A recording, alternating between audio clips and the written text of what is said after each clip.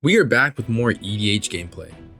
Marcus brought back Commissar Severina Raine, looking to cash in on the human tribe.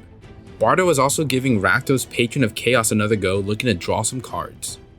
Beto has brought out yet another strong deck in Sauron the Dark Lord with an Aristocrats themed build.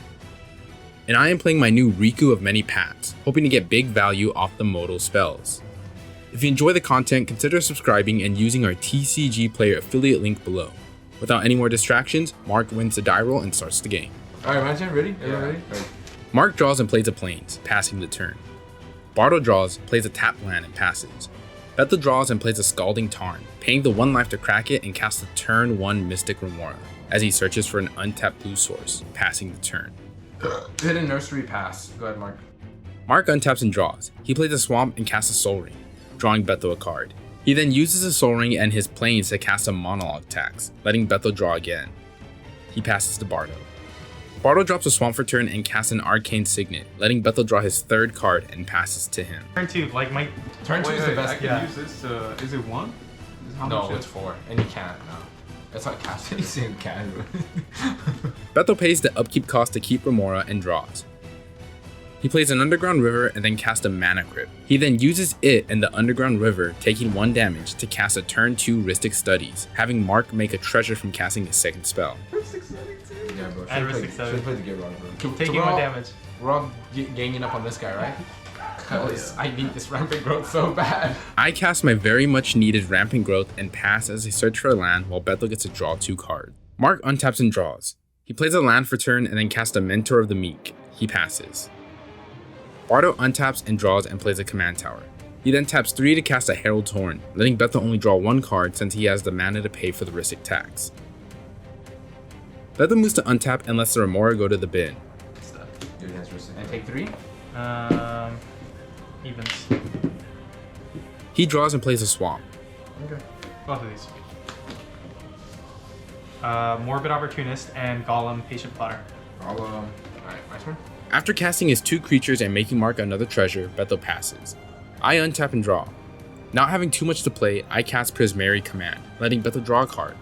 I opt to draw 2 cards and then discard 2 cards and then make a treasure. I play a forest from the newly drawn cards and pass. Mark untaps and casts a generous gift on Beto's Rhystic Studies, not paying the 1. Beto gets a 3/3 and Mark follows up by casting his commander, Commissar Severina Raine, paying 1 with the Mentor of the Meek to draw a card. Bardo untaps and draws his card. He plays a land and casts Rakdos. He moves to his end step and targets me with his ability, getting to draw 2 cards. Beto untaps and doesn't take damage from the Mana Crypt. He drops a land for turn and casts a strong Locust God. Moving to combat, he swings a total of 4 damage at me. For my turn, I untap and draw. I pay 3 to cast my commander, Riku of many paths. I then play a tap land and pass to Mark. Mark draws for turn 5 and then casts a Mangara, paying the 1 to draw a card with the Mentor of the Meek. He passes. Bardo untaps and on his upkeep he reveals Rakdos the Muscle from his Herald's Horn trigger. He puts a demon to his hand and draws a card. He plays a mountain for turn and then casts Rakdos the Muscle. He follows up by swinging his commander at Beto for 6 damage. He then pays to cast a Rakdos Signet, which would make Mark a treasure, but he's currently not in his seed. We remind him of the trigger and move to Beto's turn. On his end step, he chooses me again for the trigger and I opt not to sack my commander, letting him draw 2 cards. Beto untaps and draws, making a 1/1 flyer. Is that Dragon Ball Sauron? It smells like it. I forgot that I threw him in the trash and I had to give it around. I dug in the trash. Dude, you are such a dirty human being. Like, it is crazy, bro. Beto wins the die roll for the Mana Crypt, but still takes 2 damage for tapping his lands for colored mana when casting a Grave Pact. He moves to combat and swings 3 of his creatures at Mark, letting him draw a card on attack. Mark decides to block some of the damage, but is able to not kill any creatures. He takes 3 but gains 2 from Mangara, effectively only taking 1 on the attack. In his second main phase, Beto plays a fetch land, losing 1 life to search for a land and then cast a Phyrexian Altar. Since it's his second spell, Mark gets to make a treasure and draw a card. Beto passes. I untap and draw. I paid 2 to cast a Return to Nature, targeting Beto's Grave Pact. On cast, I have a trigger with Riku, but Beto decides to respond by sacking 2 creatures, making us all have to also sacrifice 2 creatures. He also draws a card and makes a 1/1 flying insect that he adds up to the board later on. I respond before sacking my commander to cast Archdruid's Charm, getting a second trigger with my commander.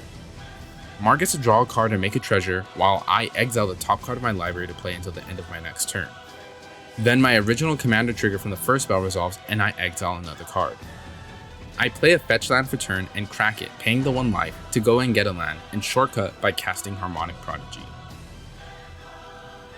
Mark untaps and draws. He plays a land and then casts a Corpse Knight. He then follows up with the Alhamrit's Archive. Moving to combat, he swings at Bardo for 2 damage and gets to gain 4 life from the life. He passes.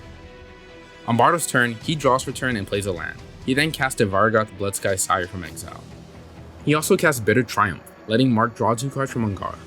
He targets Mangara, but Mark responds by sacking some treasure and casting a spell I can't make out, but it gives his commander protection from black. Bardo then casts Raphael, Fiendish Saver. All out of mana, he passes.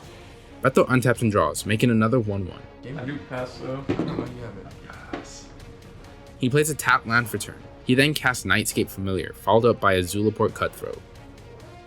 Mark draws 2 cards and makes another treasure. He moves past combat and passes. I untap and draw. I play a tap land for turn and recast Riku of Many Paths, passing the turn. Mark untaps and draws. He plays a Temple of the False God. 5, 6, 7. Just kidding. X is 7. Oh, an exile one could be good too. Marshall, cool. Make 7 soldiers. Oh, destroy all the creatures. Oh, I did not know the war. It's a good card. Mark gets his 7 1/1s to board, draining us all for 7 before everything is wiped away. Then, with Beto's creatures dying, we all lose another 7 life, while Beto gains 7 from the Zulaport Cutthroat seeing all his creatures die. Beto also gets to draw a card from his Morbid Opportunist. So Beth lose nothing. Me and you are losing 14 life, and you're losing 7. Mark passes after doing some real damage to the board. Bardo untaps and plays a land. He then casts his Rakdos. On his end step, he triggers and targets me again, getting to draw another 2 cards. He passes and Beto moves to his upkeep. He rolls for Mana Crypt and doesn't need to take any damage again, having not taken any damage from it this game. He plays a land and recasts the Locust God. He follows up with a Soul Diviner, taking 1 damage from his Underground Sea and passes the turn. I untap and draw. I cast a Flibblethip, Lost on the Range. I then cast a Farseek, tutoring a land to the field and making a treasure. With nothing else useful on top, I pass to Mark. Mark draws for turn 8 and casts an Ultramarines Honor Guard. He pays the squad cost 3 times. He has 4 of them enter and boosts his creatures by +4/+4. Moving to combat, Mark decides to swing 4 of his creatures at me and 3 at Beto. So I'll swing 4 of these at you, Frank. Okay. Okay. Unsure as to how I got caught up in the heat, I take 20 damage and Beto takes 15. On Mark's end step, Bardo decides to cast Go for the Throat on Beto's Locust God. Bardo moves to his turn and draws. He plays a land and casts a Sword of Light and Shadow. Sword of Light and Shadow. And then I'm gonna pay the other 2 to equip. Get him. Get To him. my Rakdos. I have no flyers. He equips it to his commander and moves to combat. He swings at Mark for 8 commander damage. Bardo gains 3 life and then gets Vargoth back to hand. On his second main, he casts a Vargoth Bloodsky Sire, scrying 1 from his Path of Ancestry. Mark gets him to make another treasure off the cast. He moves to his end step and targets me with his commander trigger. I decide to keep my creature and let Bardo draw 2 cards. Beto untaps and draws for turn. He is once again safe from his Mana Crypt trigger. He pays 2 and casts a Rakdos Signet. He then casts his commander, Sauron the Dark Lord. Mark gets to make another treasure. Beto then follows up with Ring Sight, tutoring for a card and then having the ring tempt him. And then discard my hand and draw 4. He tutors a card but immediately discards it for his commander ring tempt trigger, drawing 4 cards instead. I untap and draw. I pay 4 to plot the top card of my library. I then pass the turn. Mark draws for turn. I'm gonna swing 2 at Frank, 5 at Beto. The rest of these will swing at you, Bardo. So 4, 5 times. Bardo responds to the declared attacks with a Wild Magic Surge, targeting Mark's original Ultramarines Honor Guard. Beto amasses 1 from the spell, but Mark responds by making his creatures indestructible with Unbreakable Formation.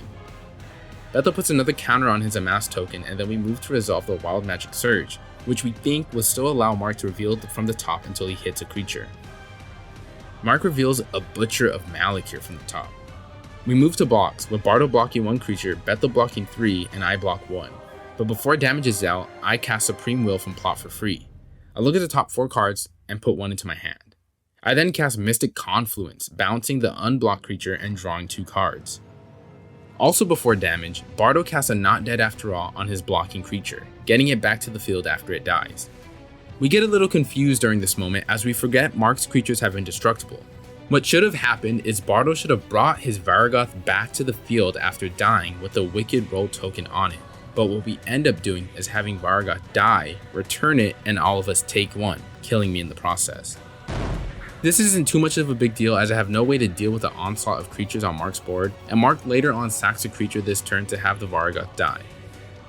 Mark then casts General Kudro of Dranith.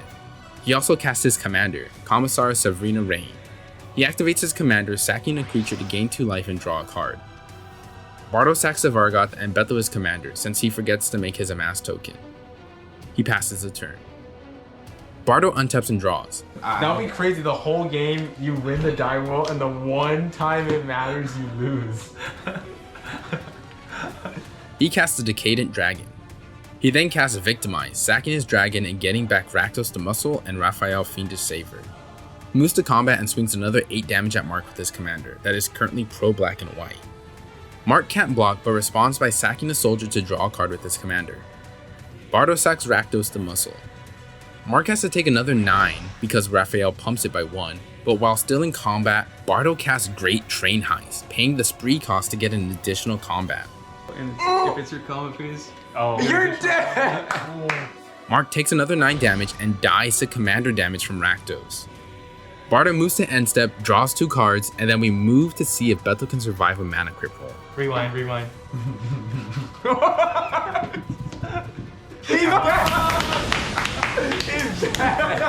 No, it would have been good to have one more turn. And with that, Bardo gets his first win on the channel.